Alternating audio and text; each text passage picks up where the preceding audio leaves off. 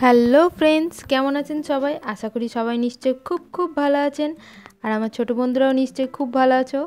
তাহলে চলুন দেখে নিই আজকের গল্পে কি আছে। আজকের গল্প হলো গোপাল ভাঁড়ের গল্প, ফিরিঙ্গিদের তর্কযুদ্ধ। তাহলে চলুন দেখে নিই।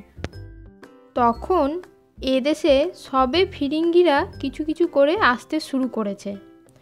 একদিন রাস্তার মাঝখানে দুই ফিরিঙ্গিতে তুমুল তর্ক। গোপাল তখন ওই রাস্তা দিয়েই যাচ্ছিল। তাদের তর্কযুদ্ধের বিষয় জানার জন্য গোপাল তাদের কাছে গিয়ে দাঁড়িয়ে পড়ল। তখন একজন ফিরিঙ্গি তাকে জিজ্ঞাসা করলো, আচ্ছা ভাই, তুমি বলো তো, আমি শুনেছি কাশিতে মরলে শিব হয় আর ব্যাকাশিতে মরলে গাধা হয়, কিন্তু যদি কেউ এর মাঝামাঝি জায়গায় মরে তবে কি হয়?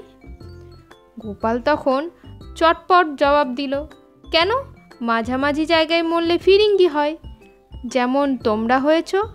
ফিরিঙ্গি দুজন বুঝলো লোকটা মোটেও সুবিধার নয়। তখন তারা আর তর্ক না করে মানে দুজনে দুদিকে চলে গেল। তাহলে বন্ধুরা দেখলেন গোপাল কেমনভাবে ফিরিঙ্গিদের তর্কযুদ্ধ থামিয়ে দিল। তাহলে চলুন আজকের গল্পটা এখানেই শেষ, আবার দেখা হবে পরের কোনো নতুন গল্পে। টাটা।